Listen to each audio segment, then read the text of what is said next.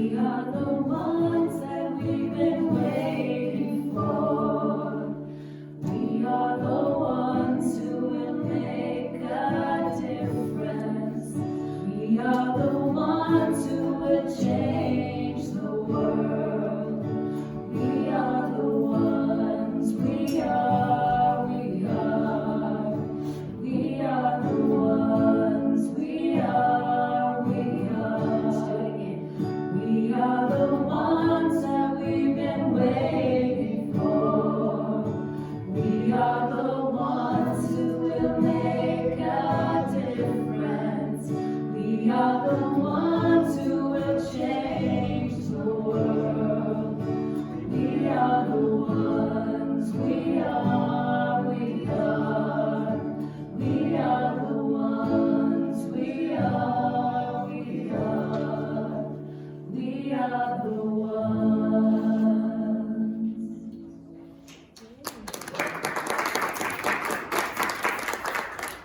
Welcome. Here at Unity on the Avenue, we are unapologetically inclusive. And we talk a little bit about what that could possibly mean. It means we don't care what color you are. It means we don't care what your sexual orientation is.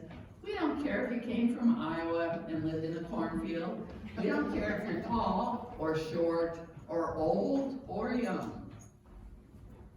You're all welcome, and we're excited to have you here. So, being part of our spiritual journey is the way you bless us the most. And while I'm in this particular conversational mode, I'll tell you that I'm going to ask a lot of questions today. Every single one of you is empowered to answer those questions. Now, it doesn't matter whether you're giving, I'm going to say, an approved Unity answer. What I want you to do is give your answer. And that's all that will be important. So a microphone will get passed around. You have the option of speaking or not speaking. But it will come past you. So that's your option when it comes along, should you choose to accept it. This morning, our faithful Clyde has an announcement that he wants to share with you. Time for you to pick up your mic, Clyde. Tell them all you want them to know.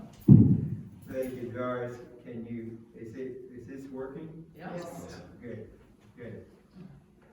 As I think most of you know, last September, Mark and I went on a spiritual pilgrimage to the Isle of Iona in Celtic spirituality with John Philip Newell, who is a ex-minister of the Church of Scotland. He left the church because of some differences in the doctrine of the church. Church of Scotland is Presbyterian. And he led the pilgrimage, and he is going to be in this country and specifically at La Forêt Camp, north of Colorado Springs in the Black Forest, on May the 19th to the 21st, from 5:30 until Friday until noon on Sunday. And I just wanted to make an announcement about that camp, and that it is about the sacredness of the earth. In the ministry of John Philip, the earth is sacred, and everything on it is sacred. And we are part of that. We are sacred as well. And so what the focus of this particular retreat will be on the sacredness of the earth, which is appropriate for this being actually Earth Day weekend. And I have some brochures which I have put in the back or front near the door. If you would be interested in attending,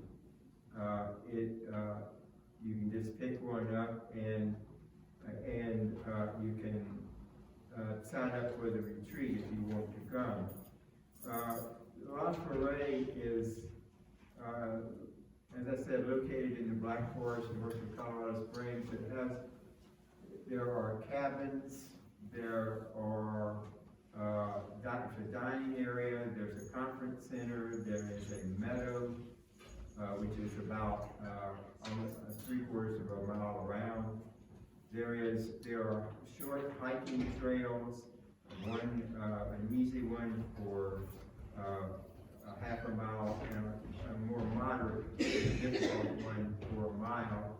It will be a chance to get out and communing with the earth and experience some of the things that Mark and I experienced on the Isle of Iona with John Philip Newell. Thank you, Clyde. Yeah, thank you very much. So while we're on Earth Day, it might be the perfect time to let our guest Heather say a word or two. Oh, she's got one. All right. I'm ready. Thank you. So thank you for welcoming me today. My name is Heather. One of the things that I do for work, among several things, is I work with a nonprofit organization in Denver called Americas for Conservation and the Arts. They are mostly a Latino-based and founded organization doing conservation work in Denver and the Front Range. And we have a grant right now from the City of Denver, from the CASER office, which is Climate Action, Sustainability, and Resilience, to plant trees in underfunded and not so green neighborhoods along the I-70 corridor, where they're doing a lot of construction, there's a lot of factories, a lot of concrete, and it's really hot in those neighborhoods from lack of vegetation. And so the City of Denver is investing in planting trees in those neighborhoods. And our organization is always looking for volunteers who want to help plant trees, or also if you know anyone who lives or works kind of in those neighborhoods like Elyria, Swansea, Lowville, Chapman Park, and Sunnyside, right along the I-70 corridor there. We are planting free trees, absolutely no cost to homeowners, in an effort to green Denver and lower the temperature a little bit. So You did how many yesterday? yesterday we planted between 65 and 70. I'm working on the final count in one day with the help of volunteers. So if you're ever interested, you can come and chat with me after. So thank you. Awesome, thank you.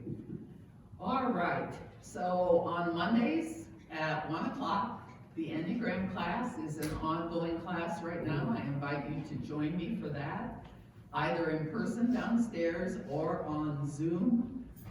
And today, besides inviting you to lunch for snack and chat, we're asking you to hang in here for a few minutes as we have a community town hall meeting.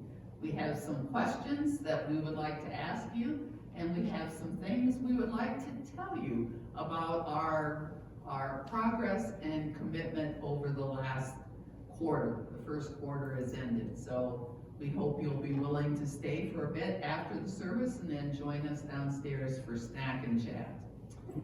And I invite you now to repeat our statement of faith with us. This is the essence of what unity teaches, and so please join me. There is only one power and one presence in the universe and in my life. God, the good, omnipotent.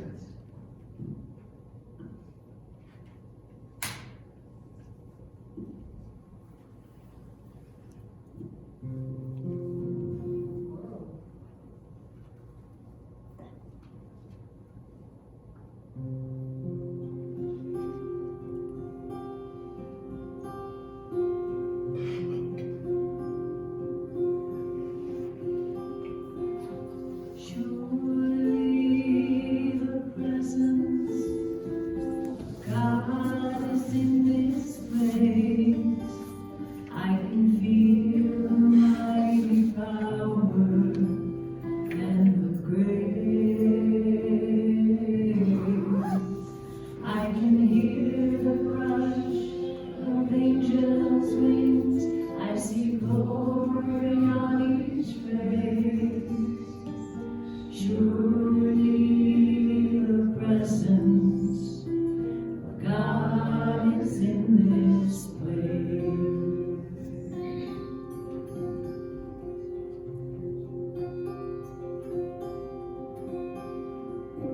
Surely the presence of God is in this place. I can feel the mighty power and the grace. I can hear the rush of angels' wings. I see glory on each face. Surely the presence of God is in this place.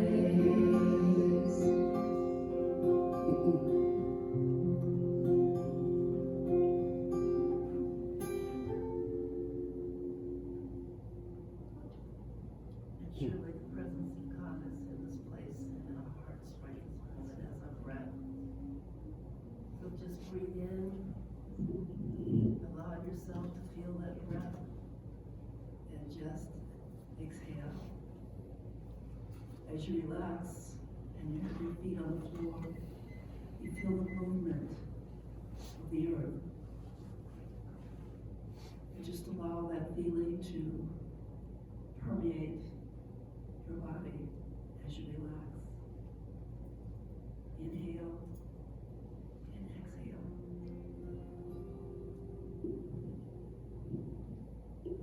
All-powerful God, you are present in the whole universe and in the smallest of your creatures. You embrace with your tenderness all that exist. Pour out upon us the power of your love, that we may protect life and beauty. Fill us with peace, that we may live as brothers and sisters, harming no one. O God of the poor, help us to rescue the abandoned and forgotten of this earth, so precious in your eyes. Bring healing to our lives, that we may protect the world and not prey on it, that we may sow beauty, not pollution and destruction. Touch the hearts of those who look only for gain at the expense of the poor and the earth. Teach us to discover the worth of each thing, to be filled with awe and contemplation, to recognize that we are profoundly united with every creature as we journey toward your infinite light. We thank you for being with us each day. Encourage us, we pray, in our struggle for justice, love, and peace. Amen.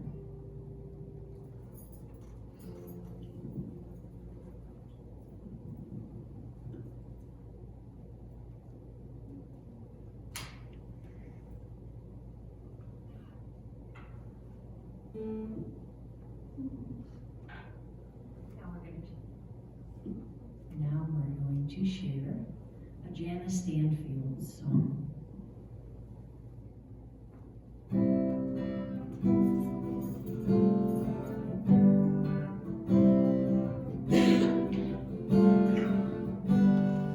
What would I do if I knew I could not fail? If I believed with the wind always fill up my sail, how far could I go? What could I achieve? Trusting the hero in me. If I were brave, I'd walk the razor's edge, where fools and dreamers dare to tread. I'd never lose faith, even when losing my way. What step would I take today if I were brave?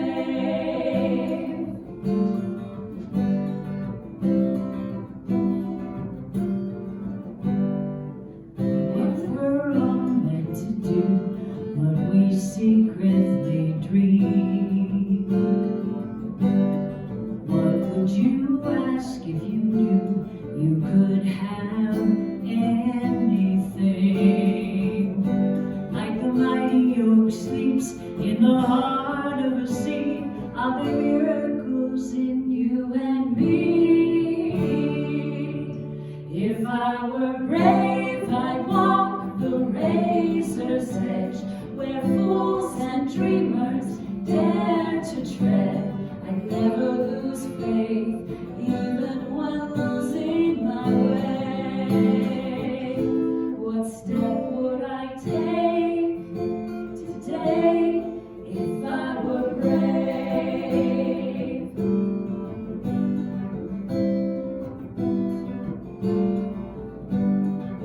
What would I do today if I were brave? What would I do today if I were brave? What would I do today if I were brave? What would I do today if I were brave?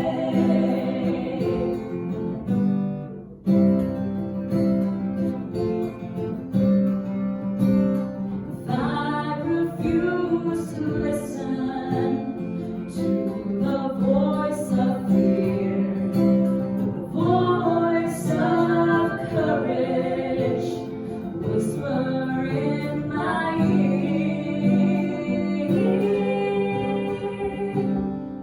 If I were brave, I'd walk the razor's edge, where fools and dreamers dare to tread. I'd never lose faith, even when losing my way.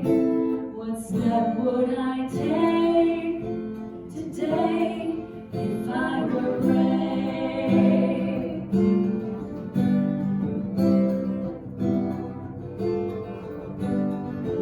What would I do today if I were brave? What would you do today if you were brave? What would I do today if I were brave? What would you do today if you were brave?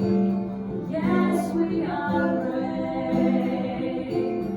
We are all brave. So what would you do?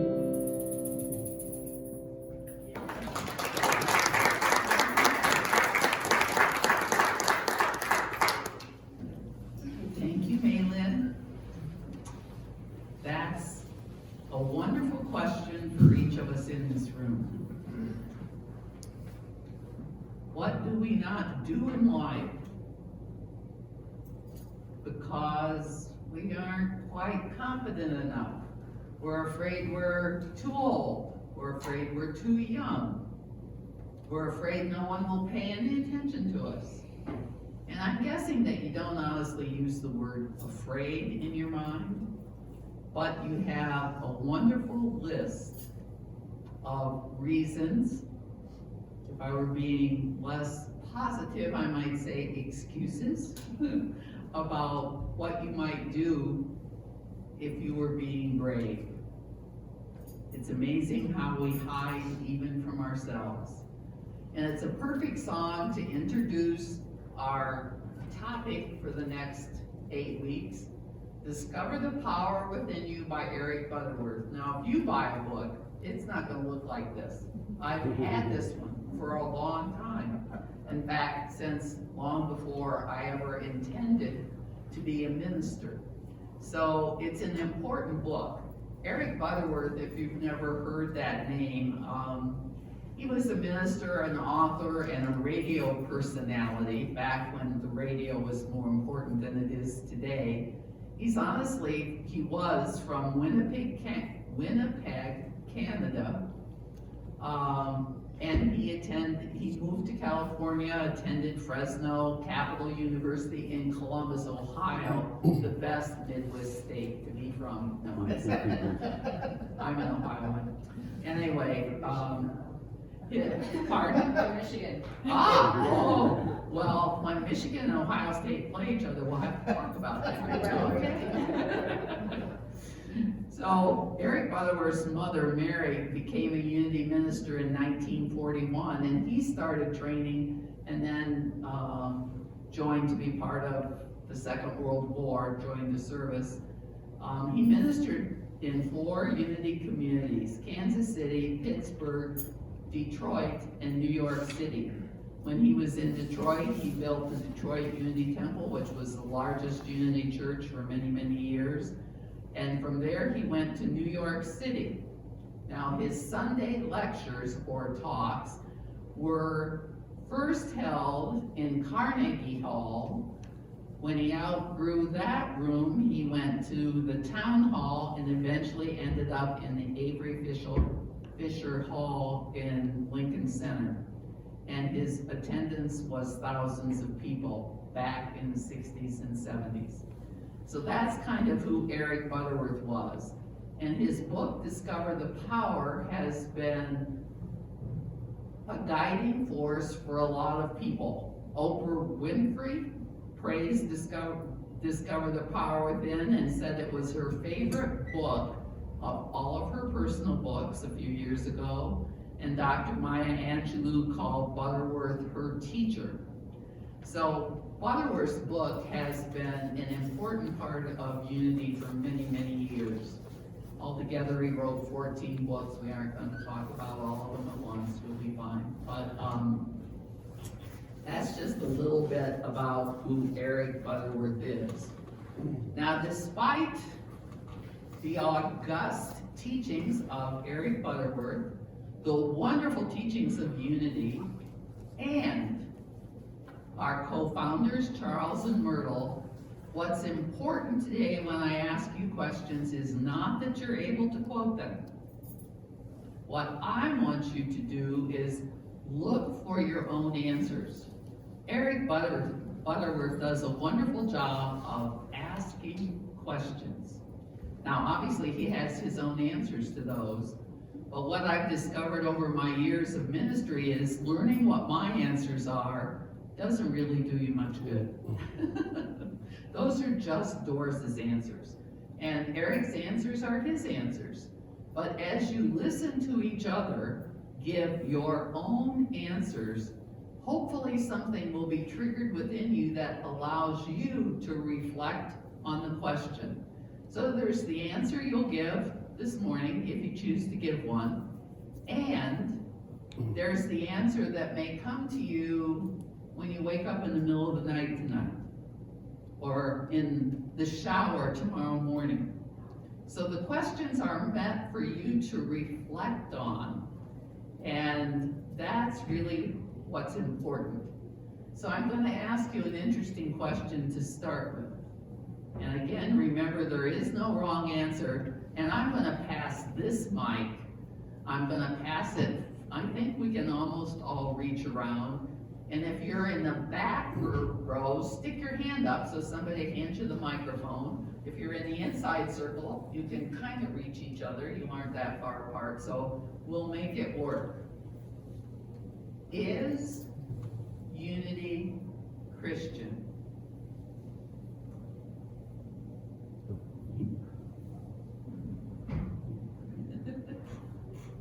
Coming to you first, Clyde. Oh my. Yes, in a metaphysical way, it is. I think that's all I can say for the moment. Okay. What do you think, Randy?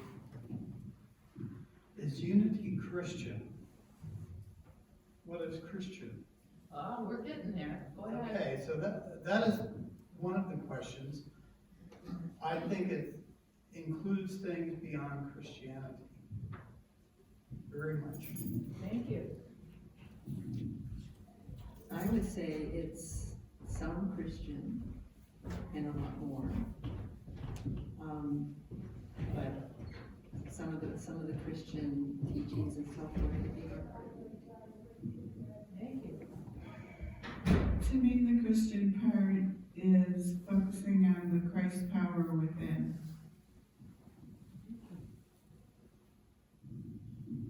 I think it's Christian in a metaphysical way.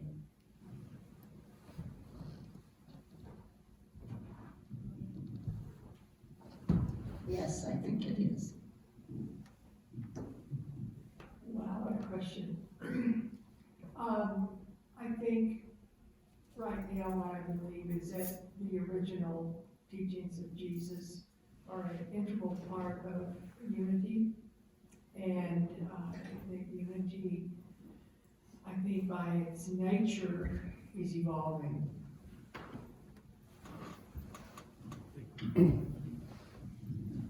It feels like we're constantly referencing Christian ideals and teachings.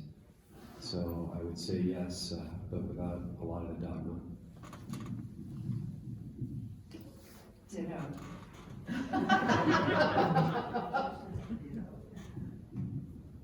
I think it's much more than Christian. It includes everybody and all spiritual teachings. Yeah, I think it's a pretty loaded question. The way I look at it, the principles are very similar to what you learn. I grew up an Episcopalian, so the principles that I learned as an Episcopalian are very similar to what I learned in unity. But what I like about unity is it's a lot simpler and less complicated. To me, it's the KISS theory. It's very simple and very easy to follow. I'm gonna pass the camera back over to Sure, you. that'd be awesome, thank you.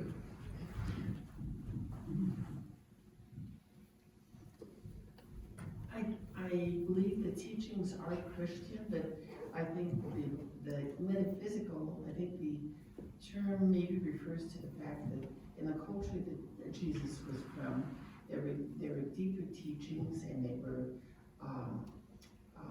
stories and parables were used in very powerful ways. So I think unity has delved into that, as well as knowing that the universal God, that love is expressed in very many ways, not necessarily in a church that calls itself Christian. Ditto what she said.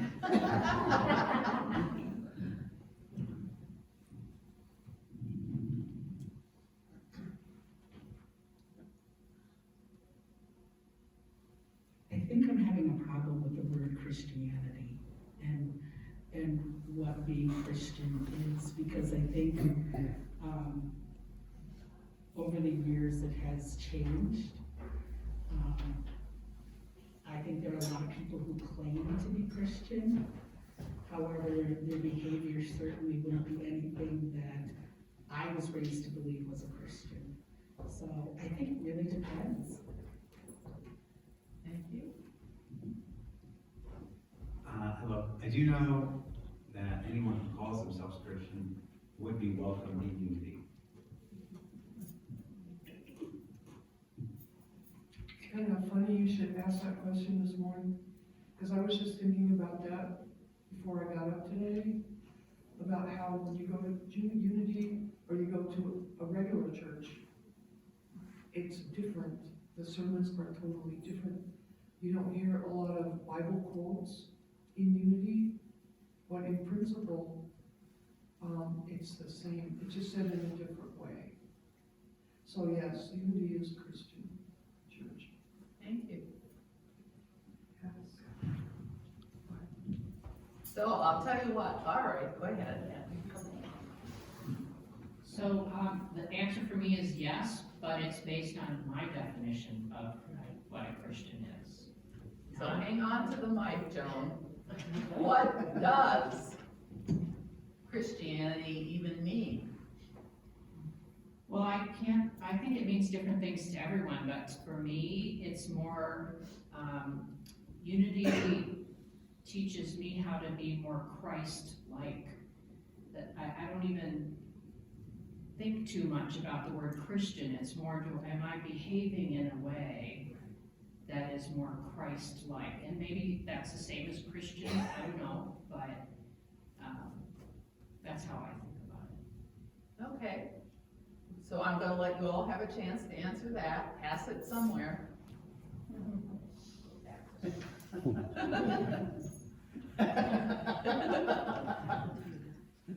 What was the question? What So is what is Christian? Christian? Yeah, well, it's a huge answer, and it is individual, depending on how we were raised, what kind of, if we were raised at all in a church or religious environment. But for me, it means following Jesus, who brought forth, or manifested the Christ.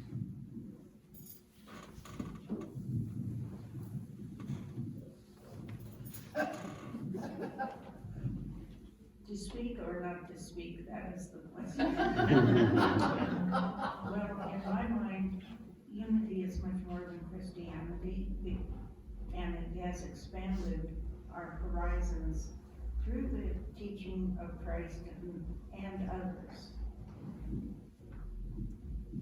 I would echo what Marguerite has to say. I think Christians claim to follow the teachings of Jesus, but I think unity follows the teachings of universal spiritual practices. And I've learned a lot about other religions and always love how similar they are to what Jesus taught.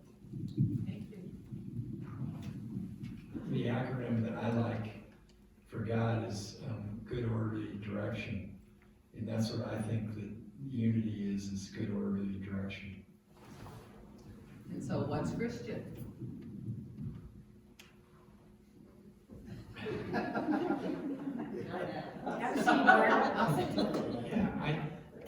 to me, I have a difficult time with dogma, and I do have a difficult time with organized religion. But I do, from my past and my understanding, if I follow in some of the ways that Jesus handled his life, it's a good thing. I mean, his principles were always doing, helping other people and always doing the right thing, and not thinking so much about himself, always thinking about other people. And that's, for me, that's what I feel Christianity is helping other people. But again, it's a very subjective thing, and I think everybody has a different understanding of what that's all about. But it's a very good question. Is it okay if I say something? Absolutely. It's okay. Thank you. Your question, what is Christianity? I, from my point of view, have seen it as a tool of oppression frequently and a method of colonization. However it began, it became a way to colonize other peoples, to strip them of their beliefs and their practices, and to take their land. I can't personally back Christianity myself because of the way it was used to oppress other people. I think the message of Jesus Christ is a beautiful one, and him as a person, I think has a really valuable message. I think his message is one that we can hear in lots of places and from lots of teachers. And I think he was pointing to a way of living that had been lost. I don't know that his point of view was a new one entirely. That for millions of years, hundreds of thousands of years, humans took care of one another by necessity. That was the way we survived in small bands of people and tribes. And love thy neighbor was life or death.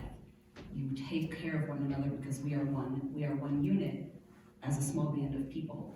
And so he was reawakening to a way of existing as humans in harmony with one another and nature that had already existed for a long time. And for me personally, I think there's ways to look back further even than Jesus Christ into indigenous practices and teachings that will hold us still in that space of caring for one another and being good people and being stewards of the earth without the oppression of colonization. Thanks, Leland. I would add to that in a way that, for me, I didn't grow up in a church. I had friends, I went to Bible schools with them, and I always felt uncomfortable. And then as I came out, I was even more uncomfortable because even the Lutheran church that I had chosen, I realized pretty probably in my late teens, early 20s, that I couldn't be who I was there. So for me, Christianity never felt comfortable. One of the reasons why I was drawn to both Unity and Science of Mind is that it is more inclusive.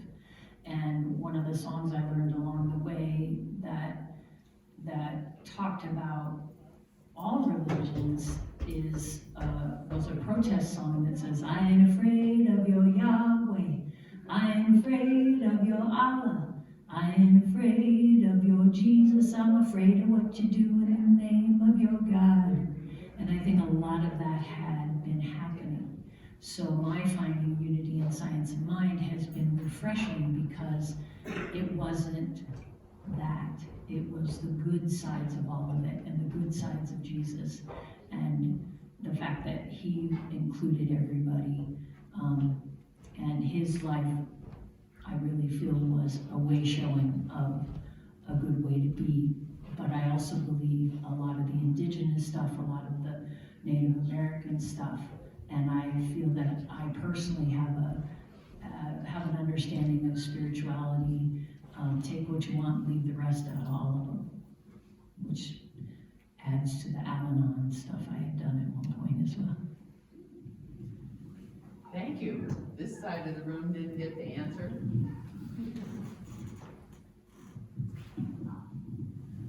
Thank you. To me, the dogma about Jesus dying on the cross and all of that is not Christianity. The way that churches that call themselves Christian historically have practiced Christianity in a lot of ways are not Christian. For me, the word Christian has to do with the message and the life of Jesus. And it has to do with the divinity, not only of his nature, but of our nature. And that to the extent that we can, Christianity is the aspiration to follow that message of love. That's Christianity.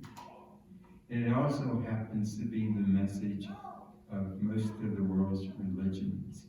In that sense, we're one. So, yes, that's what Christianity is for me.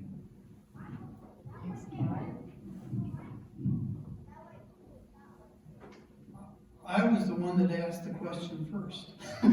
What is Christianity? It's a big question. Essentially, to me, it means those people who follow Christ. Now, how that is manifest in various religions that we see is very different. And we've heard it from those that have had the opportunity so far. So what I think is that God is trying to tell us about who we are as spiritual beings. And he has done that continuously and will continue to do that. Christ was one person in that sequence. Buddha, Muhammad, Jesus, and many others, including those that are unknown now. The American Indian have their spiritual teachers as well. And they teach us as human beings how to relate to the cosmos and how to relate to each other. Our understanding of what the cosmos is changes. Our understanding how we relate to each other changes. We are now at a time when the world is known to us. When Jesus came, they knew a small portion of what the world was. So the teachings relate to those things that are important for the time and the culture that these messages are brought.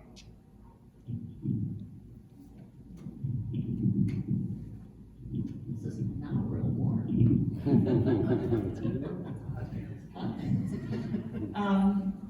don't have much to add, but I always have trouble answering when someone asks me if I'm a Christian, or if I've been saved. And some of those words that surround the beliefs that people proselytize their religion to you. So is that Christianity, or is it just simply following the teachings of Christ? I think Christianity for many people is much, much more. For me, it's much less.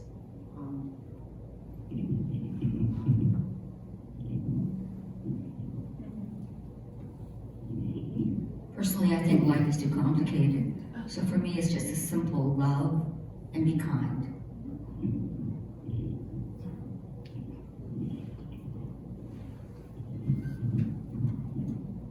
Well, this is a question I asked myself starting in about 8th grade. I used to take the bus down to the Denver Public Library, and they had a reference book called the 256 Religions in America.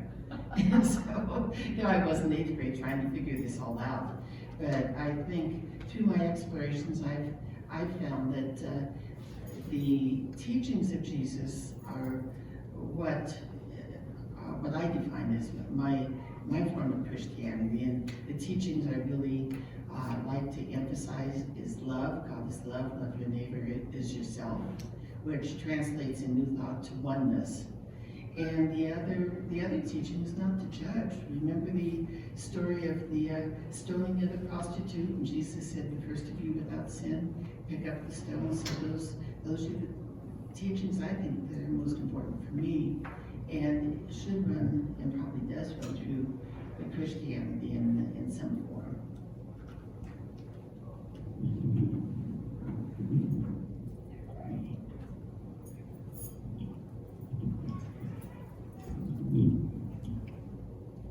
I agree with a little bit of everything everybody said.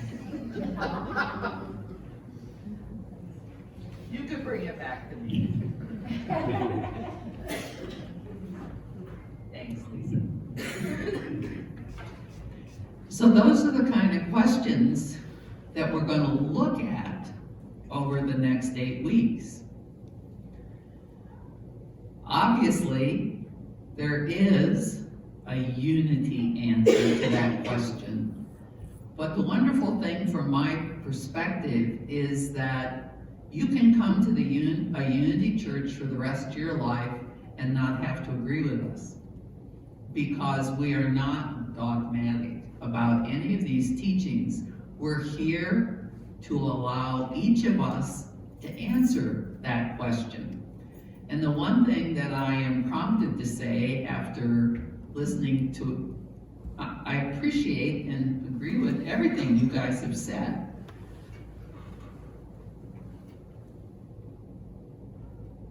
Personally, if you pick up the little what is unity thing in the back that I participated in helping come into being, our elevator speech is, unity is a practical, positive, progressive, and here's the key word, approach to Christianity based on the teachings of Jesus and the healing power of prayer that honors the truth in all religions and spiritual paths.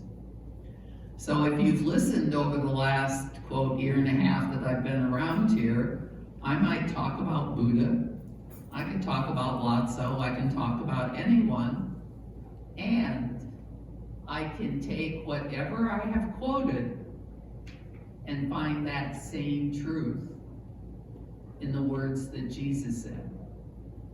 That's another trigger. If we just had about a half hour more to go, I would ask you, what happens when you hear the statement, Jesus said? Does that make a shiver go down your back? Does it make you feel positive and excited? What did Jesus say? Do you see what I mean? And all of that is part of our conditioning, both in our own family of origin and because we live in this country. We can't hear some of those words without the biases that come from wherever we've come from. So one of the most important things to remember is that Jesus wasn't a Christian. Jesus was a Jew. And every single thing that Jesus taught came from the Hebrew Bible, or as many people would call it, the Old Testament. So in a sense, Jesus wasn't teaching anything new. Jesus was reminding everyone of the truth that was already part of their heritage that they were not necessarily aware of or adhering to. Jesus teaches the divinity of humanity. Matthew 25:34. You inherit the kingdom prepared for you from the foundation of the world.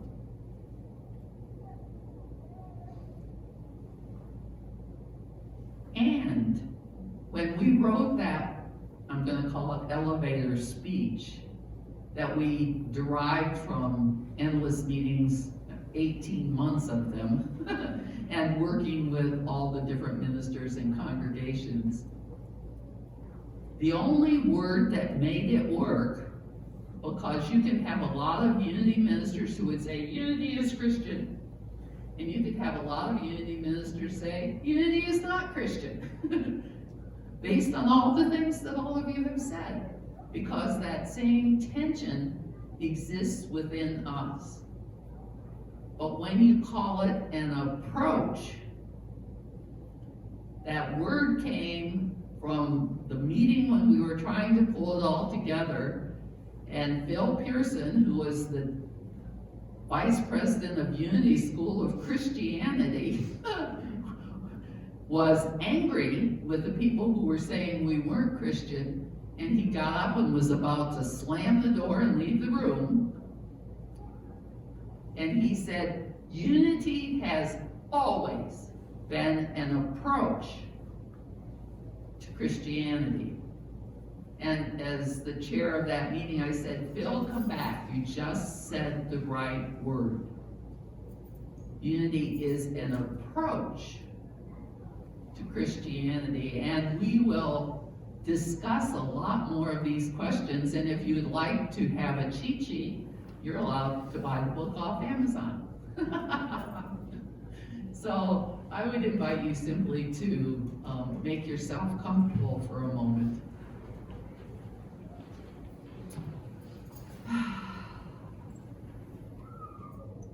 Theological questions are not easy. And as Nina said, we wrestle with them in the morning, in the middle of the night, as we try to go to sleep. What is our truth? What is my truth? If I were brave, what would I be doing? What if it's my job to change the world? Where do I get the courage, the strength, the wisdom? Innately, as we look at the photographs of space from the Webb telescope, we see that there is so much to this universe that we are a part of. We float through space on this little blue marble. And yet, each of us within ourselves know that there is more. And our question revolves around what is more? Where does it come from? Is it within me? How do I discover my truth? As we listen to each other, it's easy to say, this, not this. This, not this. But as we wrestle within ourselves, or that question that we all seek the answer to, how do we discover that truth? Discovering the power within us. Discovering the meaning of life. Discovering the meaning of it all. We come together not with definitive answers. We come together to discover together, to listen, to become aware, looking for our own spiritual answer, the truth that lays within us.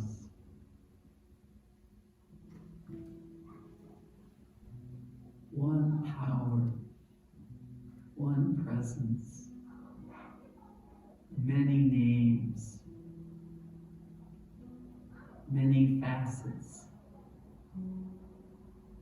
We discover these truths for ourselves. We are grateful for this journey. We are grateful that we woke up this morning, that we are alive, and that our answer to these questions is the most important one we can ever find.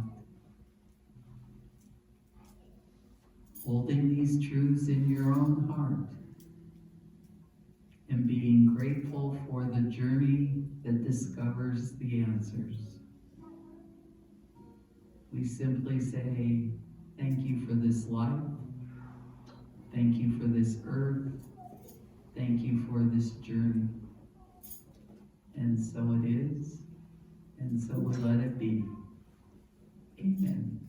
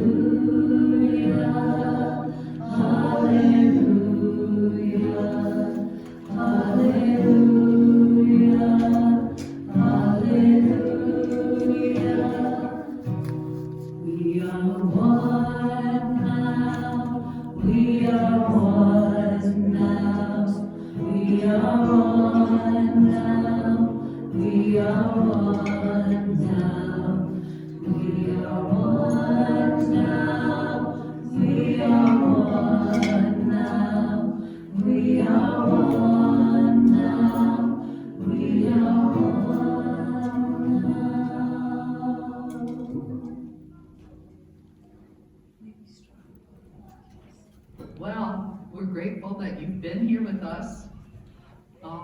We are grateful for the people we call consistent givers. Some of them have little slips of paper, and I don't have my sample with me this morning. And some of you have checks, and some of you have cash, and some of you have plastic cards.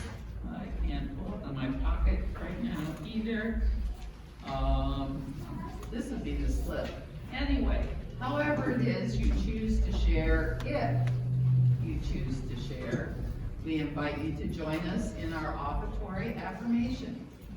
Divine love through me blesses and multiplies all that I have, all that I give, and all that I receive.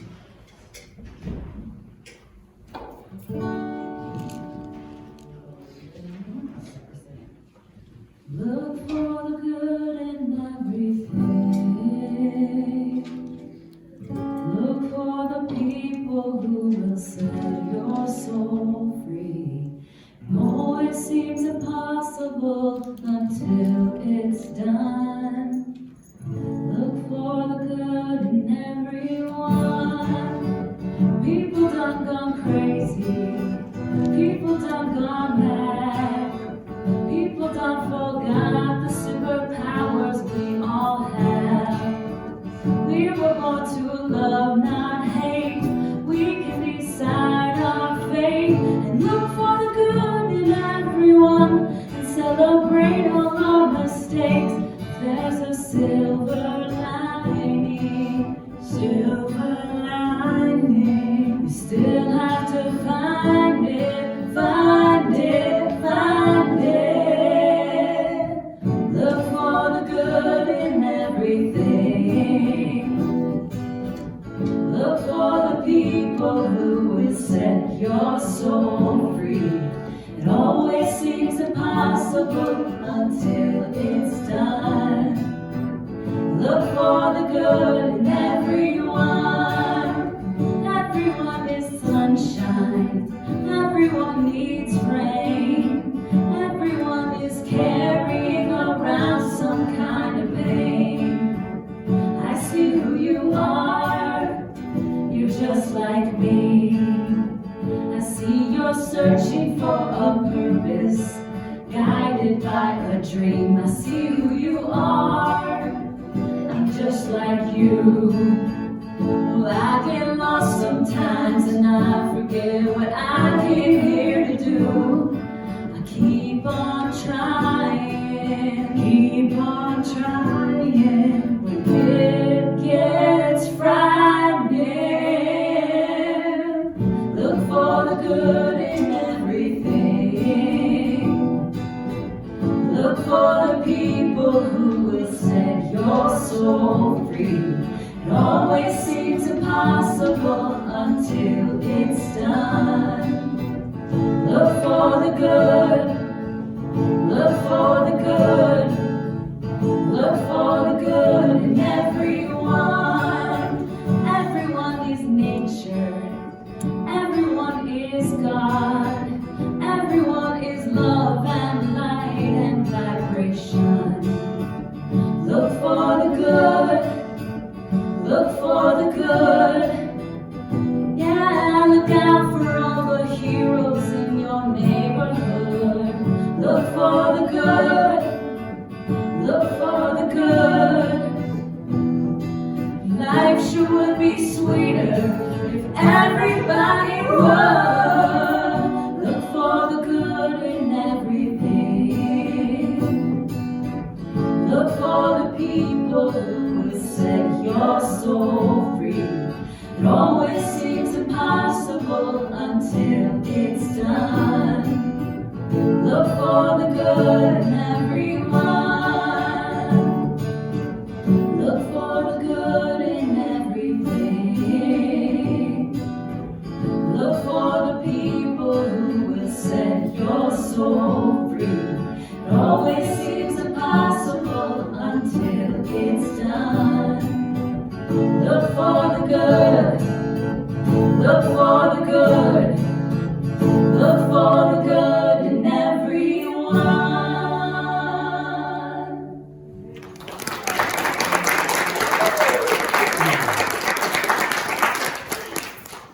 Awesome. Thank you for being here and singing with Maylin. It's awesome. Thank you, Maylin, for bringing her and being here and being yourself. And I appreciate both of you for what you said. You know, these folks sometimes are a little shy and they don't tend to say those kinds of things. And so I appreciate that you actually said them because I know they were in their thoughts too. Awesome. All right, so now we're going to bless our kids. That means we're going to put them in the middle. You have to go to the middle. Somewhere in the middle. Perfect. Rabbits are welcome as well as frogs. Because we accept everybody. All right, so we're going to rub our hands together. We're going to create lots of energy. And we're going to offer our children's blessing. We want you to know that you are loved, special, and important. We see you and bless the divine being that you are. Thank you. And that means all of you. So I invite you to join together in our prayer for protection. If you've been to other Unity churches, you may notice that we have some extra words tacked on to what James Dillett Freeman said, but we do believe that it's the truth. So, the light of God surrounds us. I am that light. The love of God enfolds us. I am that love. The power of God protects us. I am that power. The presence of God watches over us. I am that presence. Wherever we are, God is, and all is well. Awesome, thank you for being here. Don't move, because we'd like to have you all stay for our town hall meeting, and obviously you are allowed to get up if you want to get up.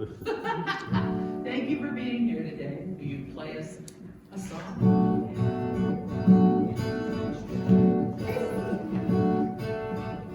Look for the good in everything.